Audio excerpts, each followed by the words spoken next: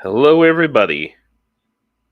Welcome to the Why Ukraine live stream. And I have to tell you that I don't know what's going to happen today because I'm getting sick. And it hit me about 20 minutes ago, 25 minutes ago, after I did all the announcements and I had everything almost completely prepared for hit me live stream about 20 minutes ago, 25 minutes ago, after I did all the announcements and I had everything almost, hang on a second, completely prepared for hit me live stream. I have an echo. 20 minutes ago, 25 minutes ago, after I did all the announcements and I had everything almost, hang on a second, completely prepared for hit me live stream. I have an echo. 20 minutes ago, 25 minutes ago. After I did all the announcements, and I go, wow, okay. Yeah, okay. So this might be interesting. You're gonna watch me. You're gonna get to see what happens when James gets sick. This is Theraflu here. I'm waiting for it to cool down. Obviously, it's taking a while. Yeah, raging headache that just like hit all of a sudden. We are looping. Yeah. I heard, yeah, it was looping for a second. It's because I had it on in the background. I had the audio on in the background. I didn't realize it. Okay. Yeah, wow. So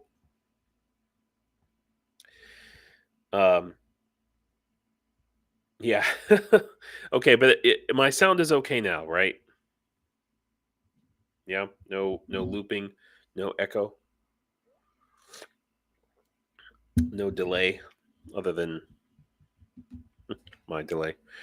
Yeah, pretty much I you know how when you're sick and when you're first getting sick and everything's kind of ooh, yeah, it's like getting high or something. Wow. And it sucks because like I almost thought about maybe I shouldn't do this live stream, but I actually have a lot of things I want to talk about that are pretty important. I mean, first of all, we have this. I mean, yesterday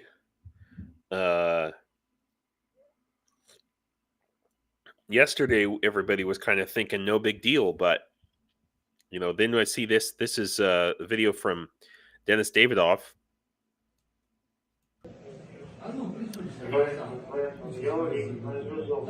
And this is drone footage of Russians just casually walking in. I mean, just it shocks me every time, and I know some of you know this. You know, there's no dispersion. They're just walking in and walking casually in big clumps. You know, like completely. These are not the VDV or SDG. These are not special forces guys. They're just let's casually stroll into Ukraine. You know, let's just casually invade a country. Hello, Herb. Thanks for coming. But the fact that they are even able to do that they're being allowed to do that, is extraordinarily disconcerting, and you know, it's not a good sign. So you know, because it's not that far from Kharkiv, and frankly, you know, you've got this big long forest here. It's potentially very hard to defend. You've got a nice road going straight into Kharkiv. I mean, I know they weren't successful last time. They're not going to be successful this time. But the fact that, yeah, KKSGG. Oh, by the way, thanks for coming. Yeah, they have no idea what convenient targets they make of themselves, but it's like the most basic of basic training that they should have gotten. It's like the first week of training. Dispersion. Hello. You know, The fact that the Russians are still not getting that it's shocking. Just shocking. So, and then there's reports of things like this. This is from yesterday. One Russian unit refuses to attack, apparently. So this is being reported there by. Okay, so there's a partisan group called Atesh. Some of these guys are actually in the Russian army. So a member of Atesh who serves in a motorized rifle battalion of the 44th Army Corps of the Russian Armed Forces said that one division in his unit, maybe that should say one unit in his division, I'm not sure, outright refused to participate in the offensive against Kharkiv Oblast. Because maybe they realized that they had shit for training. Salt of the Red Earth, that is a question. Yeah, Viper, yeah. Single file, too. Yeah, love it. Love it. So Salt of the Red Earth asked, isn't it mined there? And apparently not enough. It's disconcerting, to be sure.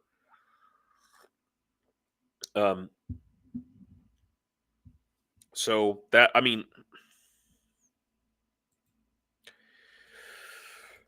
what does this say about the state of the Ukrainian armed forces, right? Yeah.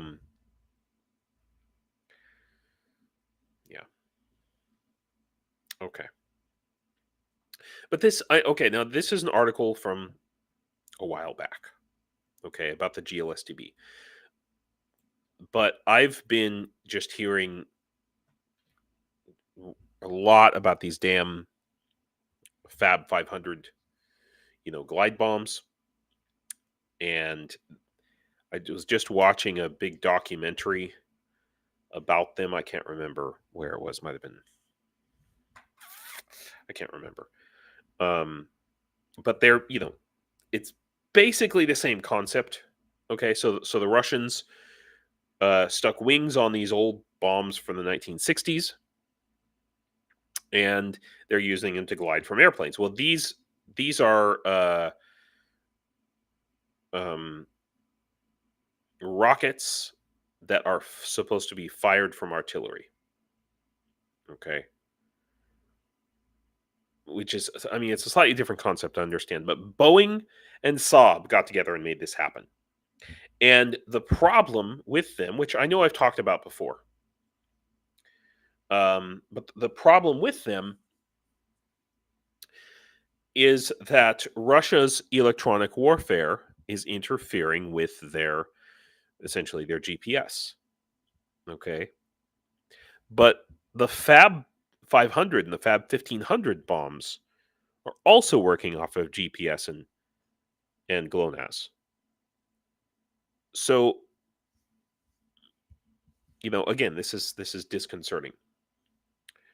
Real Dave Seaman. Oh, good. Okay. They're making adaptations to jam the jammers. This is what I was wondering about. This is what I'm hoping for. I mean, because Boeing has just been such a big disappointment lately. I don't mean just in this with these GLSDBs. I mean, just in general. My God. If they can't at least do this, then what the hell? Oh, UTV and Ham, thank you for coming. Okay, and thank you for the update about your package. And that gives me I wasn't sure if you had gotten it or not, but thanks for coming. Okay. So anyway, I'm just kind of sounding the alarm about this, like, and I had an article about the Ukraines. They have a parasol system that they are implementing. Oh, Viper, Fabs do not use GPS.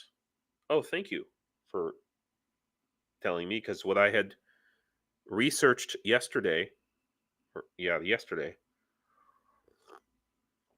said that they did. Okay. Well, I didn't think they used GPS. I thought they used GLONASS. That's the Russians' GPS. Is what I meant. But again, GPS is one of the easiest signals to jam. and I assume GLONASS as well, for various reasons.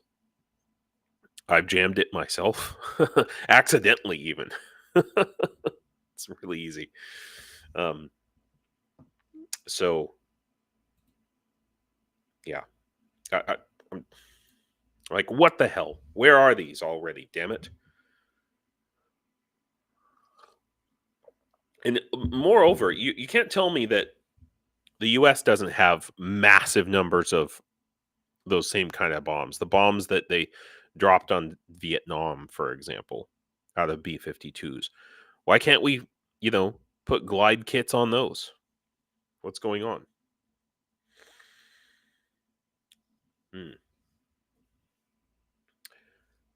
KK's GG, you're moving. Well, congratulations, I think. I hope that's always the packing boxes is always the hardest part. I guess everything. Ronnie says, guess everything has to be controlled by AI to avoid all that jamming. Oh, that's interesting, Herb. Herb has his monitor and big screen linked, and you watch the video on the big screen and read the text on the monitor. That's interesting. So yesterday I was talking about the problems with viewing the text on the screen. It turns out that Restream, the software that I'm using, was making some changes and updates. So they have replaced that functionality. So now, if you want, I can show comments here, or I can switch it off. Viper, yeah. I mean, basically these systems, and I'm sorry to keep being a dead horse about this GLSTB, but basically these systems just need to have. I mean, AI is not quite there yet, and it's a little bit scary, frankly.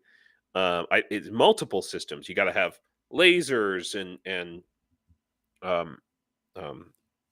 IR and GPS and satellite connection. And thank you, Viper, and drone communication with recon drones. I see, KK. So you finished moving, and now you have to unpack. Ah, yes, the lovely joy. Half the time when I move, I never unpack half my boxes. I have a rule that if I move more than once without unpacking a box, whatever's in that box I didn't need. So, oh, hey Anna, thanks for coming. All right, so let's move on from GLSTB business. This is a very interesting thing that a lot of people don't realize. So we've known for a long time that there's a lot of Ukrainians in Poland, but guess what? Not as many as you think. So previously, 1.3 million Ukrainians had the status of temporary protection in Poland. Okay. And now it's slightly more than 950,000. So the number is going down. That's very interesting. So, and then that's in addition to, before the full-scale invasion, between 1.5 and 2 million Ukrainians lived and worked in Poland. So that's on top of, so 1.3 million plus the 1.5 to 2 million Ukrainians. That kind of, it's sometimes nebulous because you have people crossing over the border constantly and living on one side and working, living in Ukraine, working in Poland, kind of a situation. Actually, KK's GG, I'm sorry to hear you have stenosis, but I don't actually know what that is. It sounds bad. It sounds painful. I mean, I have a fucked up back right now. So, if I skip even one day of my physiotherapy exercises that my physiotherapist gave me to do, if I skip a day, I'm screwed. I'm supposed to do them every other day, but if I don't, I immediately know. Just walking around is painful. It's ridiculous. I can't live my life like this. God damn it! There's got to be an end to that tunnel, and the light better not be a train. Okay. So this is very interesting. That the Ukrainians are leaving Poland now. A lot of them are coming back to Ukraine, and I can tell you that a lot of my students, who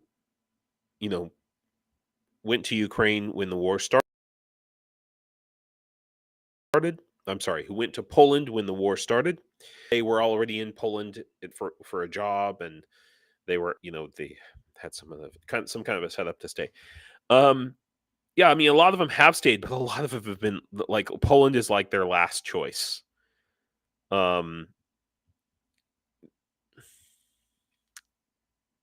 Yeah. So for various reasons. Aha. Stenosis, a narrowing of the nerve canals of the spine. Yeah. Yeah, I haven't had an MRI. I had an X-ray. I had X-rays. But yeah, I have to travel to a whole other city to get an MRI, and I just haven't done it yet. It's an interesting idea, though. So it's just very interesting. So a lot of Ukrainians kind of used Poland as a staging zone to like keep moving on. Maybe they've moved on to Canada or Spain or something like that. It's definitely not because they're being sent back, Herb. So Herb asked, do you think it's because they want to go back or because they're being sent back? No, it's definitely not because they're being sent back. It's definitely because they want to go back. And I know a lot of students of mine who have returned, who've come back. They went to Poland or they went to Canada, and they were like, screw this, or whatever country, and they were like, which I find encouraging. Mostly women are the ones who come back, not so much the men, as you might imagine. So anyway, it's an interesting trend to bring up. A grenade exploded in the center of Brovary, and Brovary is a suburb of Kiev. Okay, and the situation was that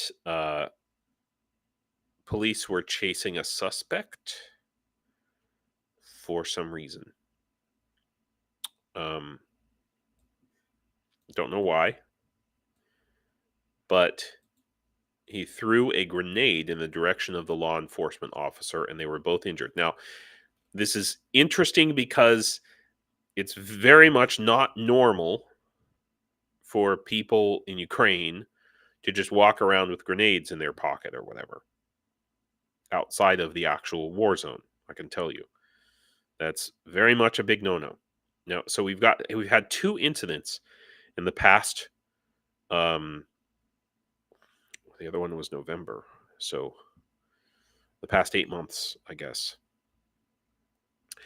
7 months. The 2 incidents where somebody has like tossed a grenade for some reason into a public or semi-public space. I mean, luckily no one died, but it makes me wonder, are we going to see more of this? I'm sure a lot of Ukrainians are very concerned about that. Yeah, Herb. Yes, you remembered the incident. This was in the western part of Ukraine, where there was actually it was like a city council meeting, and one person on the city council didn't like the other people for some reason, and it's again, it's disconcerting. It speaks to problems within Ukrainian society. And so I may have talked about this before, but in the occupied territories, Putin is forcing the Ukrainians in the occupied territories to be conscripted into the ranks of the army. And I've talked about this before. I know. I mean, this is a war crime, but Russia doesn't care about that. But the question I have is, if you get conscripted into the Russian army, I mean, I just don't know what the partisan situation is in the occupied territories. We just hear nothing about it. There's nothing. So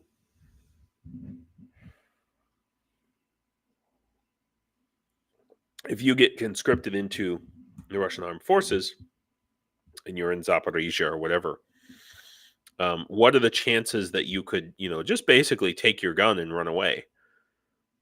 Okay. I mean, I always ask that every single time I see these Russians, doing stupid shit, just not surrender. They ought to just surrender. And instead, they just walk one in front of the other, and just one guy gets shot down and the next one comes and falls on top of him, But shouldn't the Ukrainians in the occupied territories be a little smarter or have more agency? Shouldn't they, I,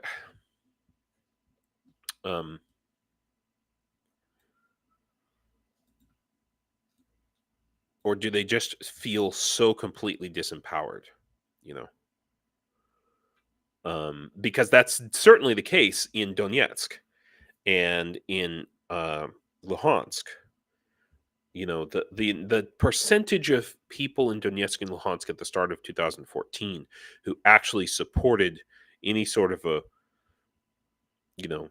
armed uprising, civil war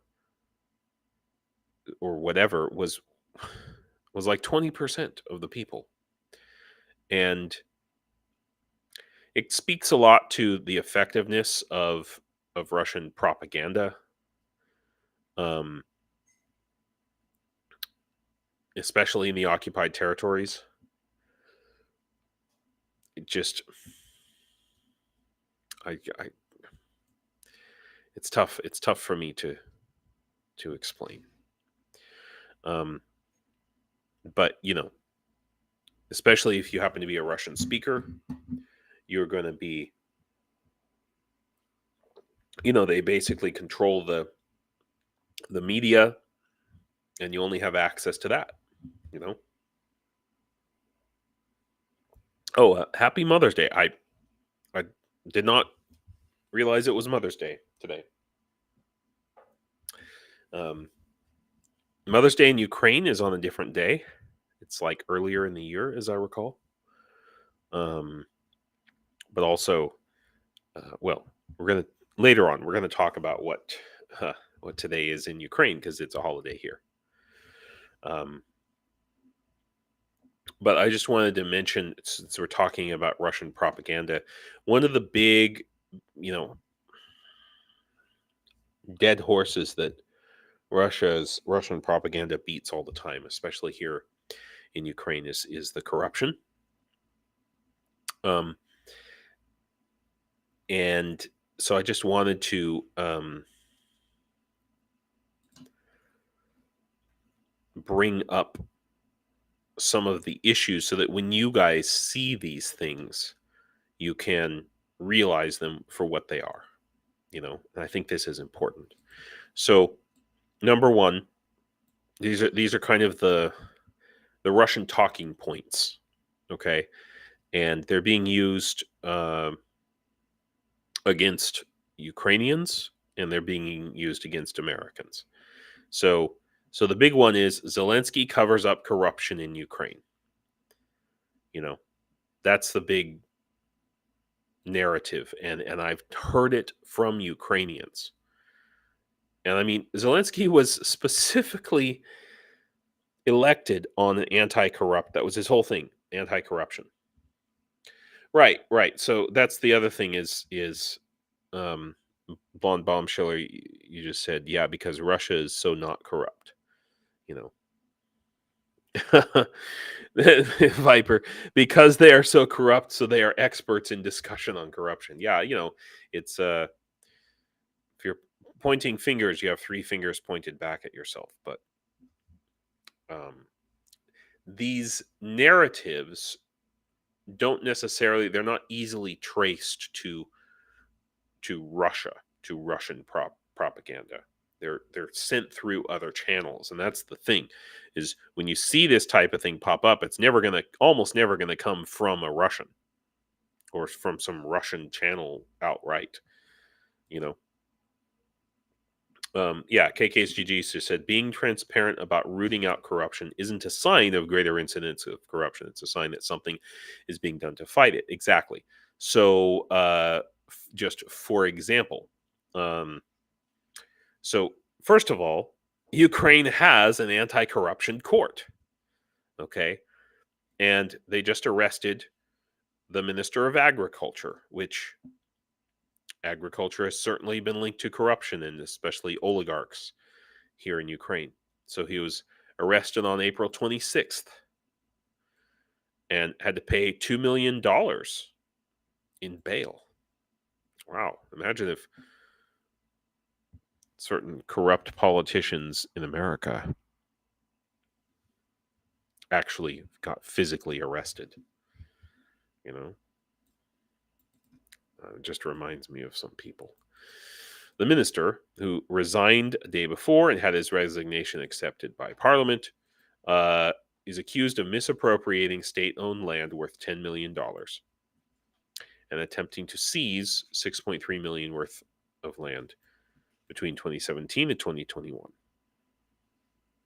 So, this is the sort of thing that fights against that narrative. But the classic Mark Twain line, which is that a lie gets halfway around the world before the truth puts its shoes on, applies here. So, right. So this is the Marjorie Taylor Greene thing. Ukraine is a totally corrupt country, and I mean,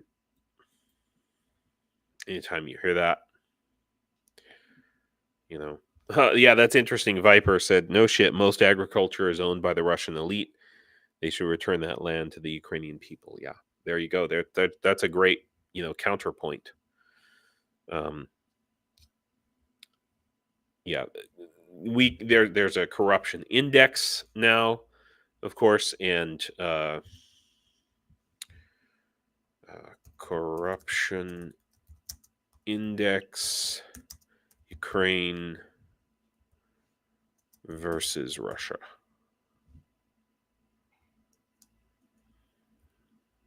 There we go. So, I mean, basically, Ukraine has reduced its corruption, and so Ukraine is 36, I guess, and Russia is like, yeah. Anyway, Russia has a lot more corruption. Exactly what you said. Sorry, I'm getting too high on Theraflu or something to explain too many statistics. But it's worth looking into and fight the lies with the truth. Is what I would say. So, Ukraine is losing the war due to corruption. That's not true. I mean, I know about corruption that has taken place in Ukraine and continues to take place, but I would say that I've never heard of any incidents of corruption involving like NATO aid, for example. Real Dave Seaman saved me some. Yeah, I should probably. I have another Theraflu packet here. I should probably drink it, but then I'll be like too high. I'll go bonkers. And this is another big one. I hear this usually from leftist types. Ukraine is linked to Western elites through corruption ties. So, it's the Noam Chomsky narrative that, oh, this war is started by the Western elites. And that's just not true. I did 2 weeks ago or last week, was it? I did a whole thing about how and why this war was started. And now we know. Now we know that it is Russian corruption. But they always want to put that focus out, move that focus away from themselves. And then,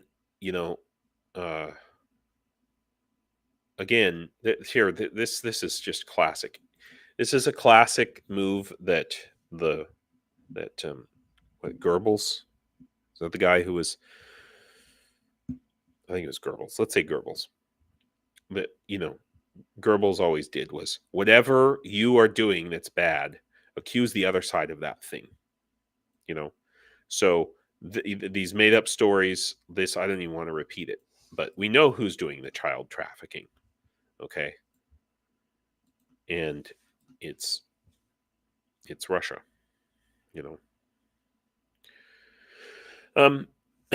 Anyway, I just wanted to. Oh, this is one here. Elites profit at the expense of ordinary servicemen.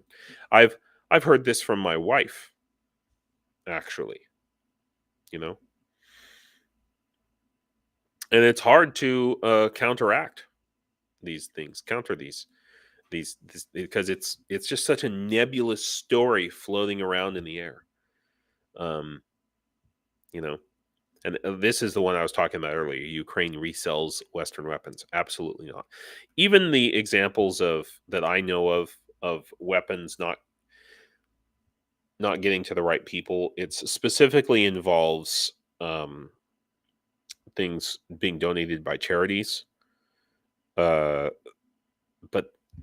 they still stay in Ukraine and they still get used by the armed forces, just not the armed forces that they're given to. Okay. That is corruption, but it could also be viewed as an alternative distribution method, market forces and all of that. So anyway, just anytime you hear this, and my wife, when she said this the other day, I said, you are repeating Russian propaganda. Every time you hear someone say something like this, you have to say you are helping the Russians. You are repeating Russian propaganda every single time you hear it. So it's very interesting. They talk about the tactics that the Russians use. Utilizing sources, masking as Ukrainian is the number one way that they're manipulating people here in Ukraine. Number one way. In America, they're masking it as, the sources are American, or if you're in whatever country you're from, they're gonna try to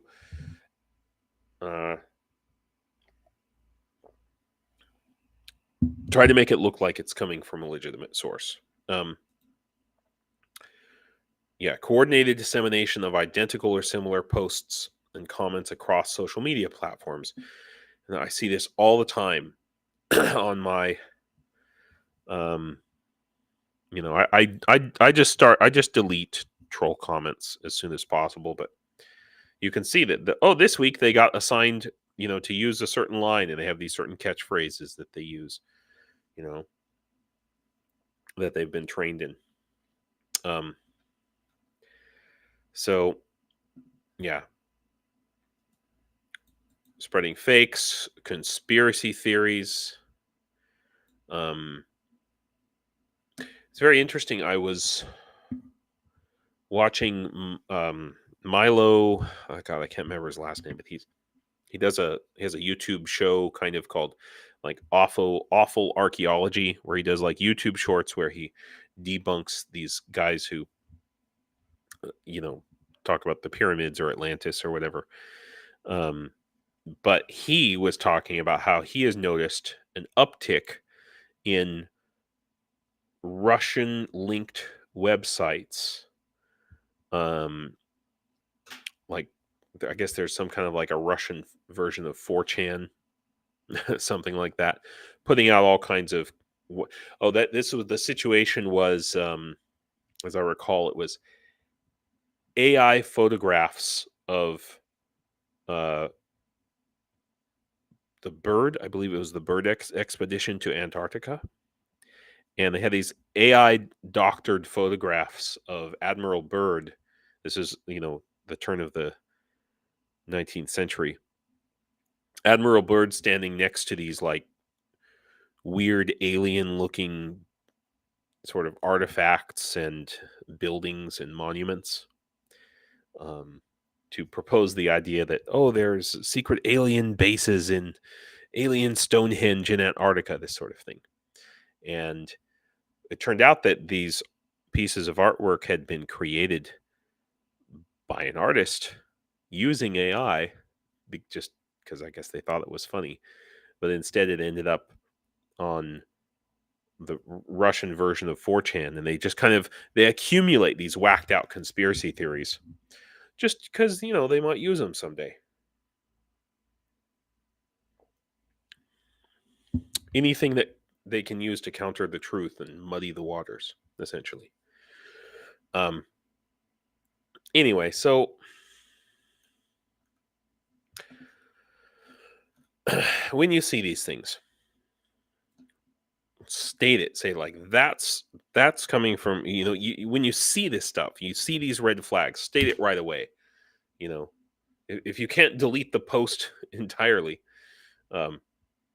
Ronnie, if aliens were here, the Russians wouldn't be our problem right now. Yeah. I mean, I don't know. Maybe they're waiting to see what we'll do. I really don't care if aliens exist or not, but what was that blob moving north of the Atlantic we saw a while back? Oh boy. Okay. Well, listen. Let's move on from all this propaganda business. Yeah. I want to talk about something really interesting. Ukraine now has drones rescuing other drones. Think about that. That's wickety whack. So it's basically like that game you might have used to play in the, I don't know if you ever went to, I don't know, Chuck E. Cheese or one of those kind of places where you like play computer games or play different kinds of, what do you call it? A midway? What's the word for that? I don't know. But so they literally have like sky hooks that come down and pick up these drones. Let's see if I can find a picture.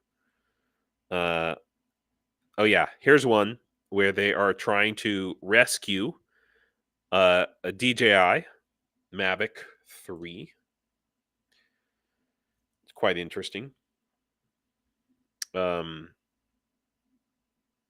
Using this, or what's left of the DJI, you can see some of the arms are bent, cracked, broken, something like that.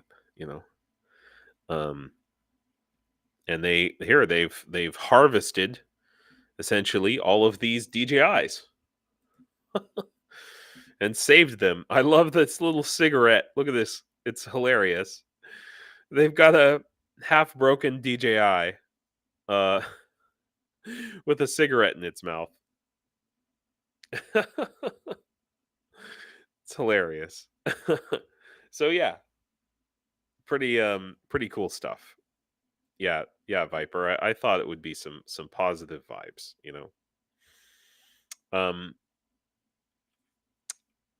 just, I mean, on the one hand, it shows how desperate they are for drones, but still, it's a good thing. It's a plus, and I want to talk.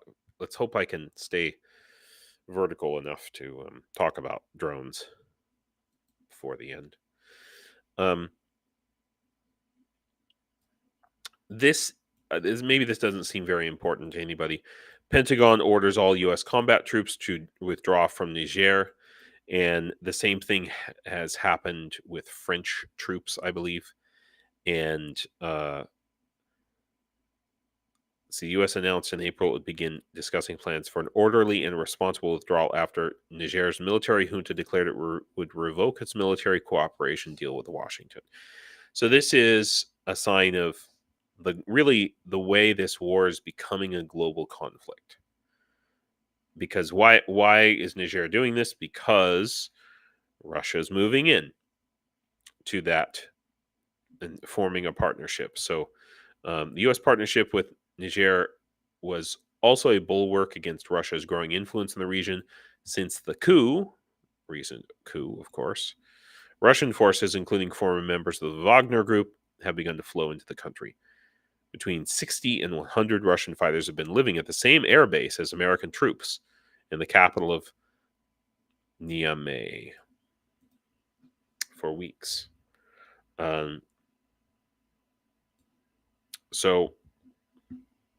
But it's disturbing to me that America's response is to say, we'll just withdraw. Like, what are we doing? What is the West doing to counteract this?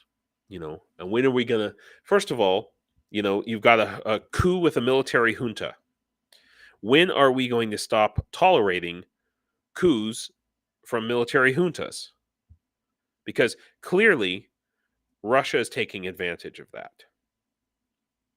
Because Russia is a military junta, essentially. Okay. So we all know that that Ukraine is supposed to be getting the revenue. This is the proposal that's coming down the pike. Ukraine is supposed to be getting the revenue from the something like $300 billion of Russian funds, Russian assets that are held by Euroclear, which is the clearinghouse sort of bank that's holding Russian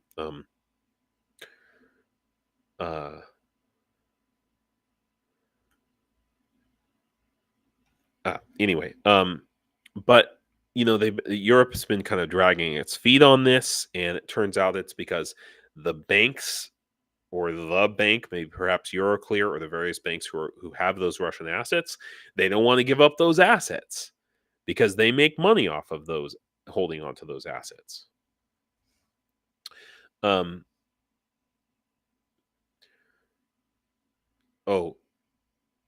bananas. So we lost another Patriot. Okay, I'll check up on that. Yeah, I'd be pretty surprised if a Patriot system got taken out. But I'll look it up.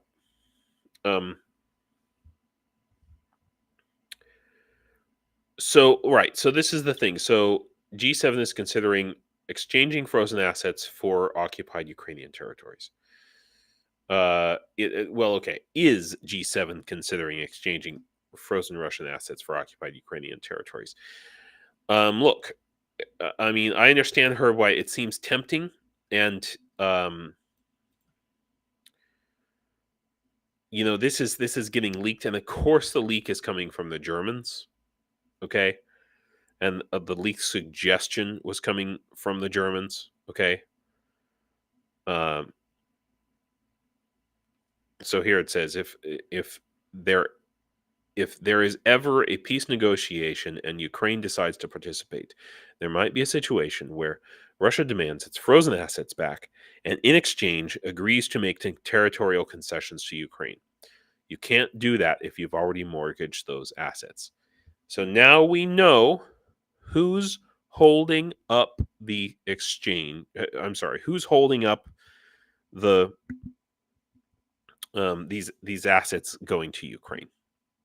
Because the Germans think that they can hold this over Putin's head.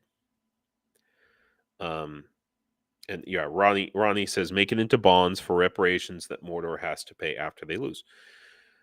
I mean, I understand, but I think my personal opinion is that this money should be given to Ukraine directly. These assets should be sold and or just simply given over to Ukraine entirely and immediately. That's my personal opinion. And the reparations that Russia needs to pay should not come from these assets at all. It needs to come from whatever assets are left in Russia after it collapses. And the successor state can pay those reparations out of its own pocketbook, not out of that money. And this idea that this German official, this unknown apparently German official, is coming from a Financial Times article. So, Financial Times article cites a German official posing a question as a future hypothetical. There might be a situation where Russia demands its frozen assets back and in exchange agrees to make territorial concessions to Ukraine. Russia is not going to do that. Yeah, Blonde Bombshell, I know that they can't do it like that because of what it will do to the banks. I say fuck the goddamn banks. Okay, it's $300 billion. It's not on in terms of the overall global market. It's not that much of a deal. And the banks they're putting up this red herring of the rule of law. Okay. And the rule of law is based on, possession is 9/10 of the law and all of that stuff. No. These assets the rule of law has long since been broken by Russia. Russia has violated all norms of the rule of law. We have to set these assets. Russia is outside the rule of law, and its assets are outside the rule of law. That's the determination that needs to be made at some point. And I'm not just saying that because I'm high on Theraflu. Yeah, trust is the asset they worry about. No.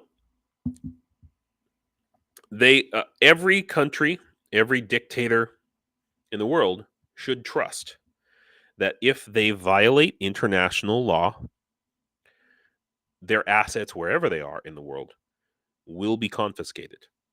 That should be an absolute guarantee. So I know I'm pushing a little hard on this, but I just want to push back against this narrative that's out there that, and also this idea that Russia would make territorial concessions to Ukraine. Do you think that they're going to give back Zaporizhia and Kherson oblasts after what they've done? Do you think that they're going to give back the children that they've stolen? And like, no, they're not going to do it for $300 billion. Certainly, Yes, Viper says bullshit. They hold on because they get to charge their fees on the assets. That's exactly correct. You got it exactly correct. Yes. Thank you. Blonde Bombshell just said it's more than that, though, because people won't put their corrupt money into those banks. Yeah. And when banks fail, everyone loses. But the problem is that too much of our monetary system is based on that corrupt money. That's on the United States banking system, the British banking system, the Swiss banking system.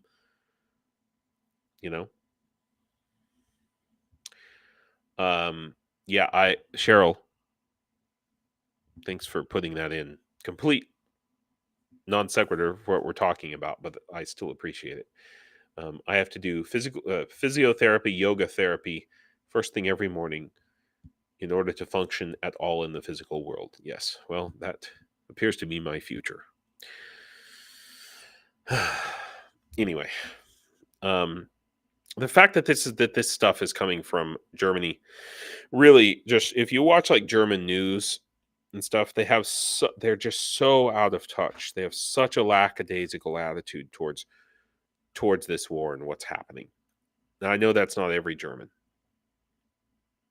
But yeah, okay. So Blonde Baumschiller says James exactly it's not right, but it's what it is.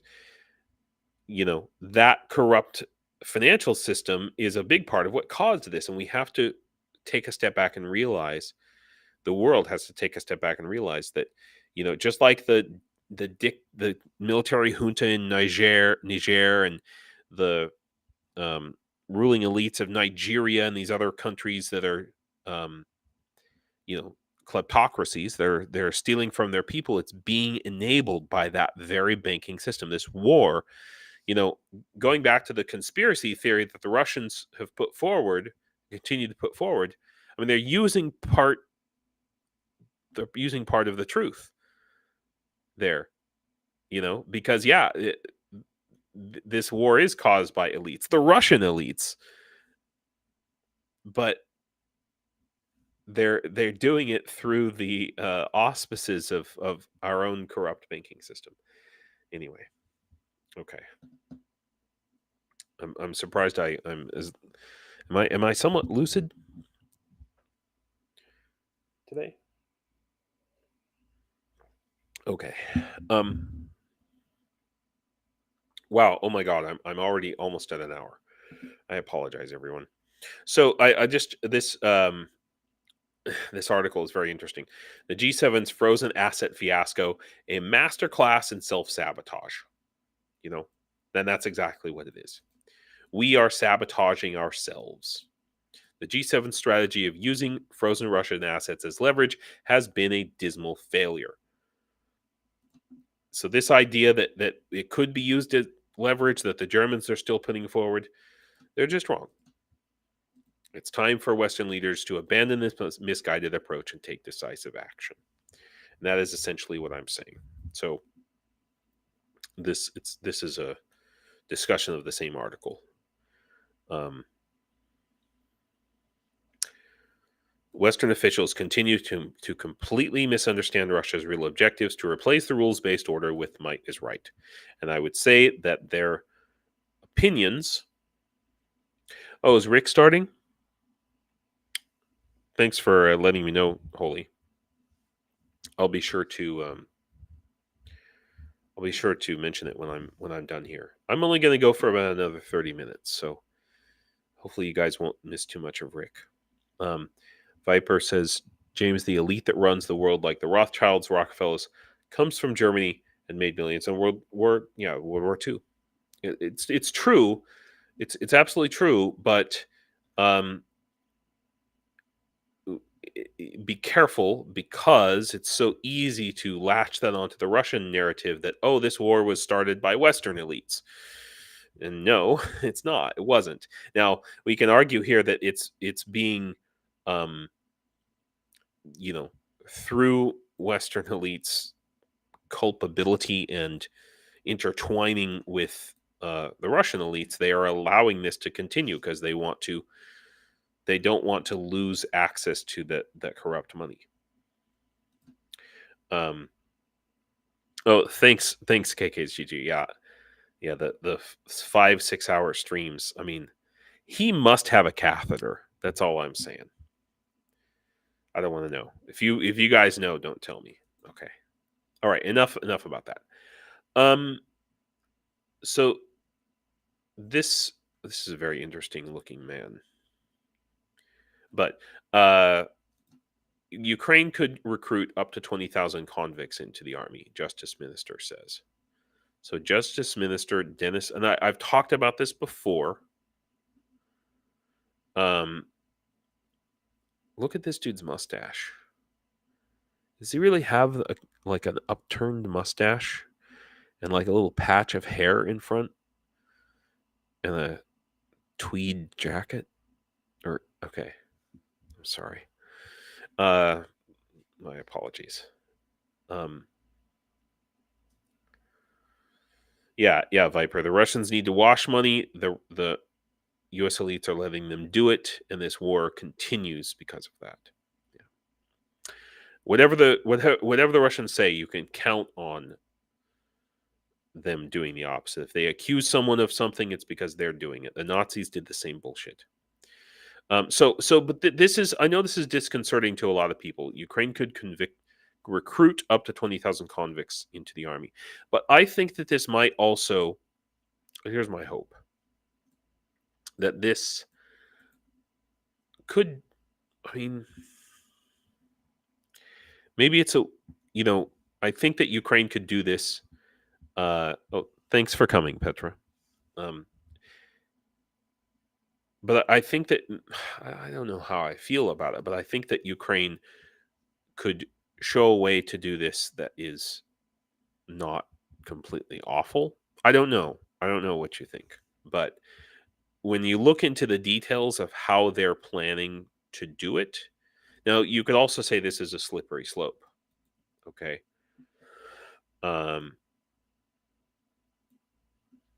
But how they're planning to do it is not totally horrible.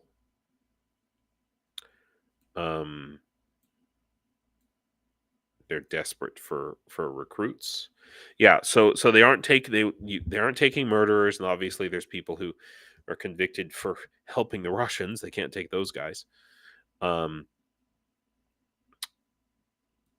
So yeah, there's new categories of war-related crimes. They can't take those. But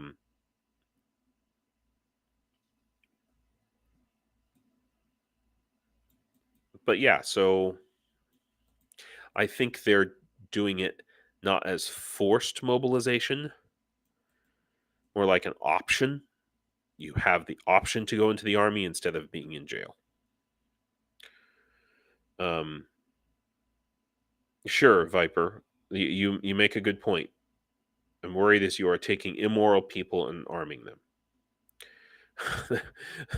Real Dave Seaman says, not even sending any cannibals? Okay. But yeah. So the what the Justice Minister says here, of course there is a parallel. You should not deceive yourself, but it is still a matter of a difference in approaches. So I'm withholding judgment on this, is what I'm saying.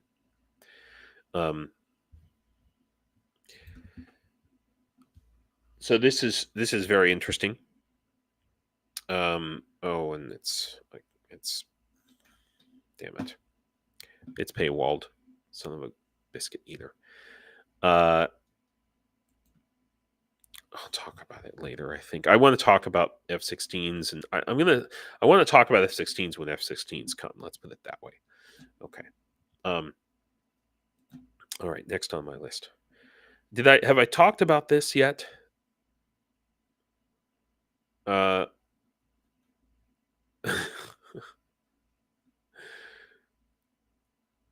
Okay, Viper. Yeah. Okay. But yeah, so basically, I don't know if any of you have ever had a pet bat. I did for a very short time. It's incredibly difficult to raise a bat. But apparently, holy crap, there's a Ukrainian center for the rehabilitation of bats? What the hell?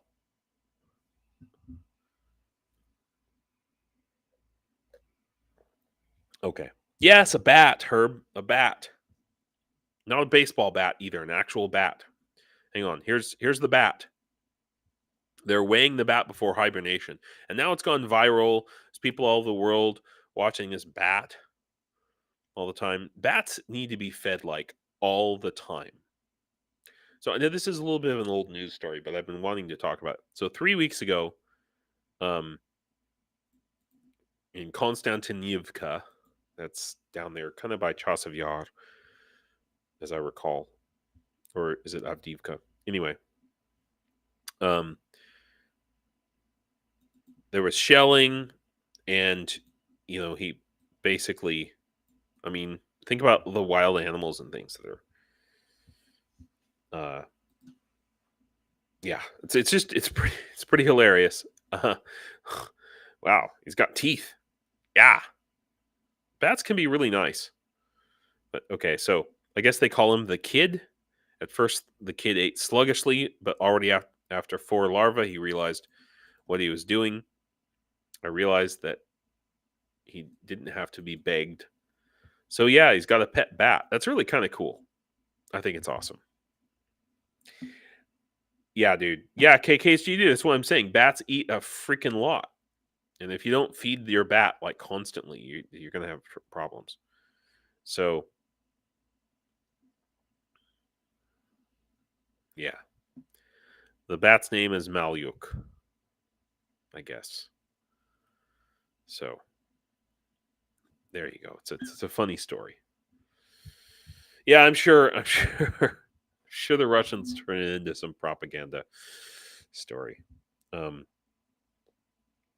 okay, guys, I gotta tell you, I want to show you guys videos from my weekend. At the Okay, I want to show. I think I'm. I think I'm gonna have to end the stream early today, guys. I think I'm kind of falling down a hill. But I will. What I will do is I want to show you what I have planned and what's coming up. First of all, I have a whole bunch of videos from Memory Week. Okay, and I have to go through them. I've uploaded them, but I haven't published them yet, and they're all really interesting. And um, I guess they're interesting if you like videos about graveyards, but um, just about this very remarkable Ukrainian tradition that happens the week after Easter. And I showed you some videos about it yesterday. By the way, so I think I'm going to wait on this because it's a lot, and I think my brain is going downhill. Um, Emily was supposed to be our guest today, and she, by the way, she is in our Discord. So those of you who are in the Discord, she's Emida 21, and she. So say hi to her in the Discord. She, unfortunately, her dog is sick, and uh,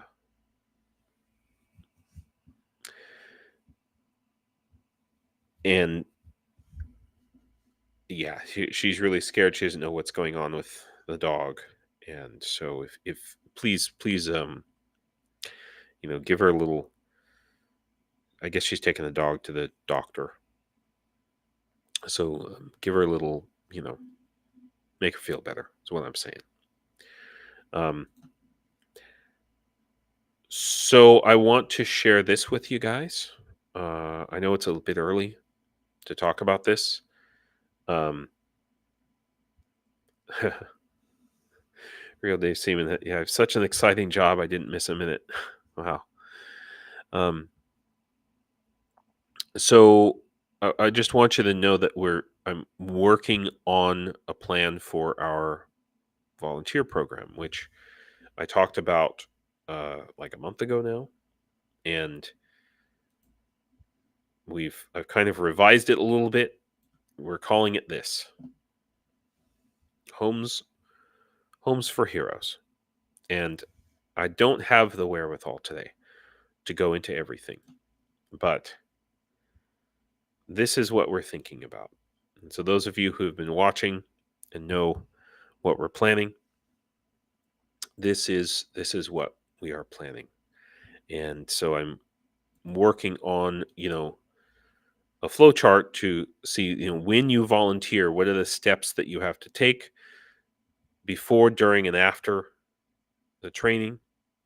And what's it gonna look like when you um, finish the training? Where do you go from there? Do you continue to volunteer within the program? Do you go home? What happens when you go home, to your home country? And probably the most important thing that I want to emphasize about this idea is that the most important thing with what we're proposing here is not the training that you might receive. The most important thing is not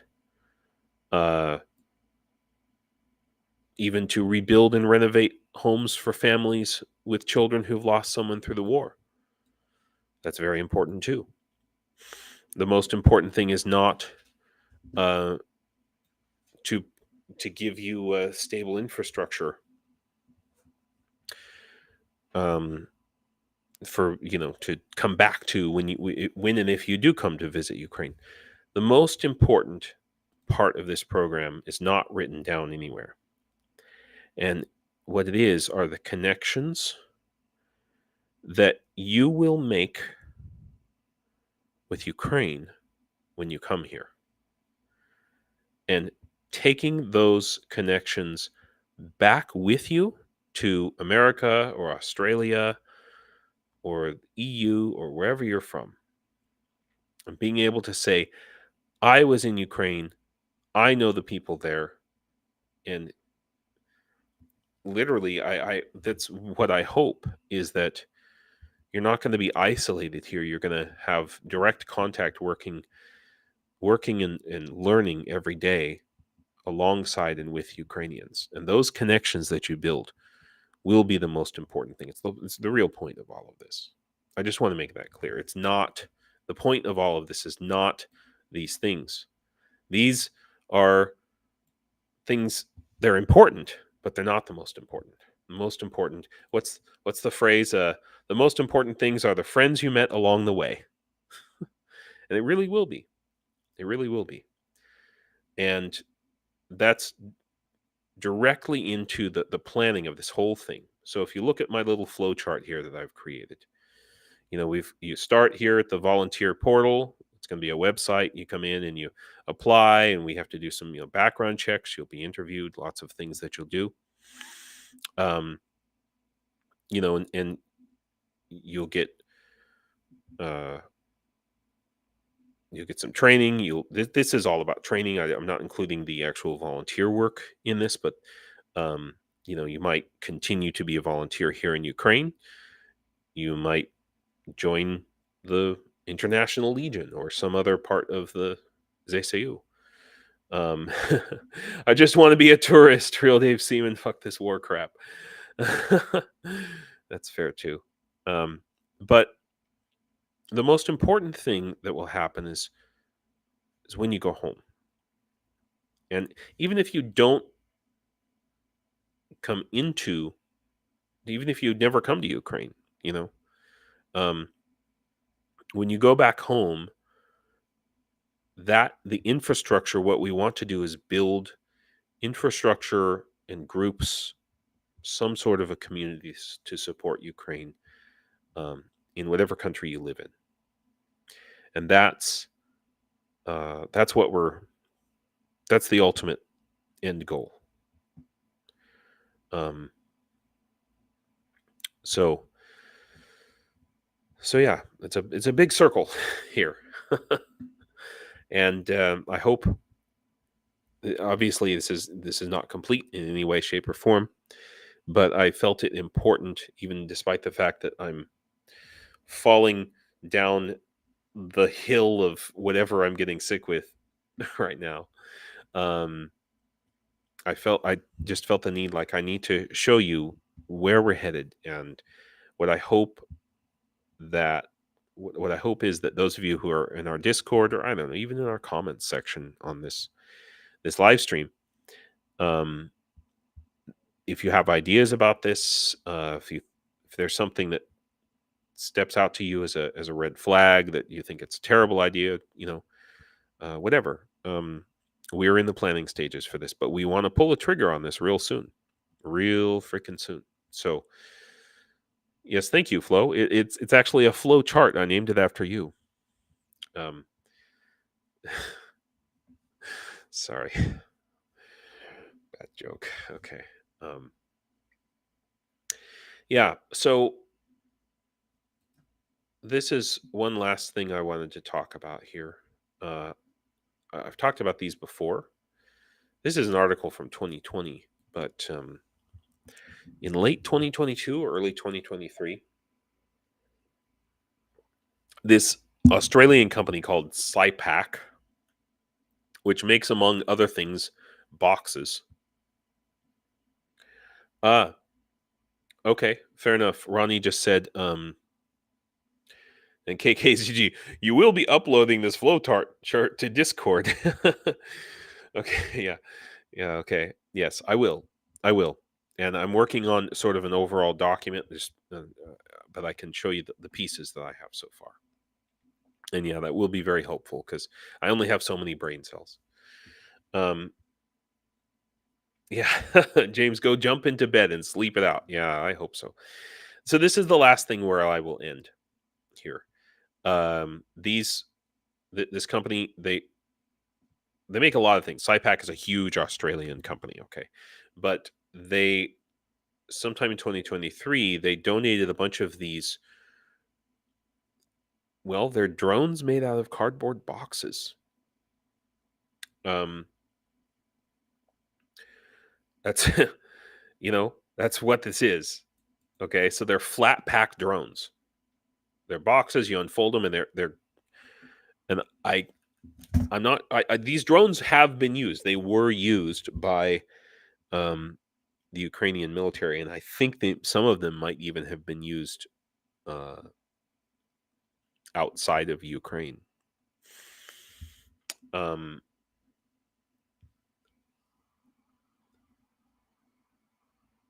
there's a box factory near me here in Ukraine. We're thinking about this. Okay, we're talking about two different things, but they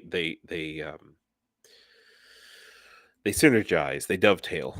Okay, quite nicely, perhaps. And we're talking about setting up some kind of like a drone um, laboratory. And let me tell you, there's even in the last like 3 months, drone companies, drone making companies, drone parts companies, drone supply companies popping up like mushrooms all over the place.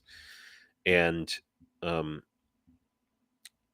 it can carry like I think 12 kilograms or something. Cypher, these ones, and they can be fitted with anything. I mean, it's a box, it's a cardboard box, and you can put whatever kind of a drone equipment you want in there. Um, yes, as the sod turns is definitely uh on the Discord.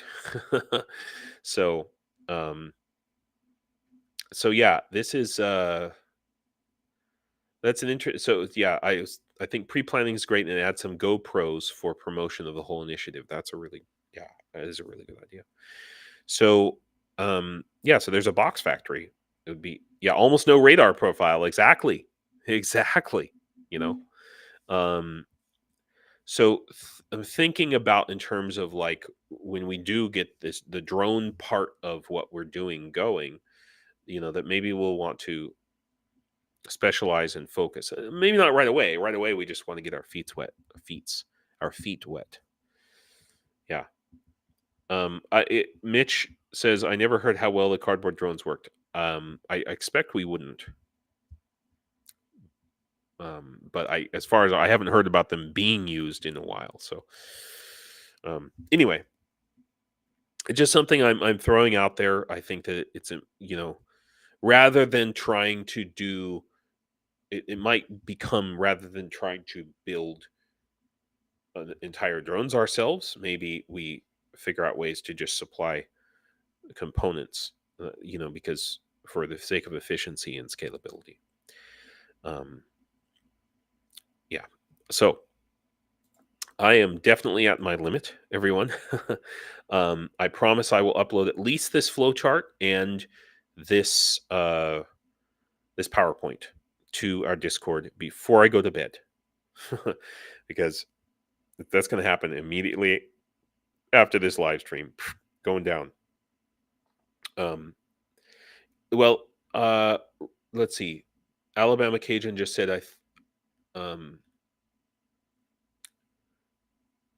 talking about water, I assume here. I think only once in flight they are a little resistant. I remember correctly, but not sure in a rainstorm. So my understanding is that this these they can it's waxed, like wax coated cardboard. So as long you're not going to be flying drones usually in a total crazy downpour anyway. In general, really bad weather is bad for any drone, but waxed cardboard will stand up. And these would mainly be kamikaze drones, mostly, so they're only going to get used once anyway. Oh, and that is the very last thing. Very, very last. Like Icarus, Cheryl. Yeah, but it's waxed cardboard, not waxed feathers. Very different. Oh, it's so interesting you should mention Viper. I have you said B12 and B12 complex. I actually have B12 vitamins right here in front of me that I am taking. I need to take I need to be taking a multivitamin with vitamin C and stuff too if I'm getting sick. Anyway, the point I wanted to make, I had a discussion and I was thinking about this yesterday when I was talking about the drone raffle. Real Dave Seaman was suggesting that because the 63rd Brigade that I went to go and meet with, and the International Legion 2nd Battalion that I went to go and meet with, they said, this thing is great, but we've never used them before. This is the Spider 3. We mostly use the single-use quadcopter kamikaze drones. And okay, Viper, I will research that, because I don't want to be sick all week. I hate injections though. Oof. Okay. Anyway, the point I'm trying to make, guys, is this drone is $1,000. Okay. Now it's potentially multiple use. So in other words, it can be used to drop grenades. But I've been doing my research on all these drone companies popping up here, and the prices are coming down and down and down. I found a quadcopter drone from a company here in Ukraine. I think it was $285. Now, that doesn't include batteries. So once you add on batteries, shipping and handling, and then the fees for exchanging international money, from it would probably come up to about $500. So here's my question. The question that I want to put to you guys, and you can comment on this right now, or you can comment in the Discord, or just if you watch this video after, should we, this current drone raffle that we're on right now, I think that future drone raffles, I think we'll go with the cheaper drones. That's what I'm saying. The cheaper quadcopters, and I'll do my research and find the exact model. I was actually talking to a company yesterday. I can't remember where they're out of, Lviv or Kyiv. Anyway, the point is, so I could change this drone raffle to, instead of being $1,000, to be $500. Then we could get this drone out quicker and kind of cycle through these raffles quicker, and just get a kamikaze drone out to the front line as quick as possible. Tell me what you guys think about it. Yeah, Il Pirata, $400 drones, which go boom. Yeah. I was looking at $400 ones, and I'm telling you, I found them even cheaper, like $300. But once you add in the batteries, which can be like 150 bucks, plus shipping and handling, and plus the money changing fees. It'll be about 500. So let me, guys, think about it. We'll talk about it in our Discord, and then we can make a decision about this, our current raffle right now, because I don't think we're quite at 500 yet.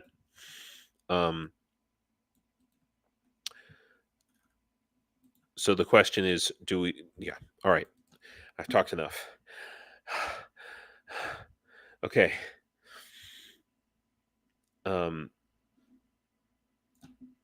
Thank you, everyone, for coming to my live stream today. Thank you for getting through this with me. I said I had some important things to talk about. And if you've gotten to this far in the live stream, you're one of the true diehards. Yes, Real Dave Seaman. Let's repeat the debate on Discord. They're focused on medication from man flu. Yeah. Oh, man flu. Okay, guys. Slava Ukraine, everybody. And you should know, Thursday, come hell or high water, I'm doing another live stream. It's going to be with Michael, who's the same one we had last Thursday. Okay. So he's actually really interested in this because he wants to do the same thing, apparently. He already had the idea. So after our live stream last Thursday, I talked to him and he was like, yeah, I want to buy houses here in Ukraine and renovate them for Ukrainian refugees. And this was before I even said anything, before I even told him about the Homes for Heroes program.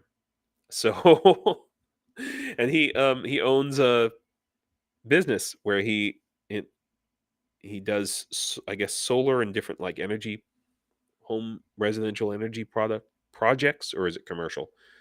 Anyway, all right, enough. Yeah, Hirom Slava. Do побачення, everybody. See you guys on Thursday, and I will pop into the Discord and talk to you. Yeah. Okay. Goodbye. Oh, I'm glad I give you lots to think about, JPH. Good. Okay. Yep. Houses would be the ultimate crowdsource project. Mm-hmm.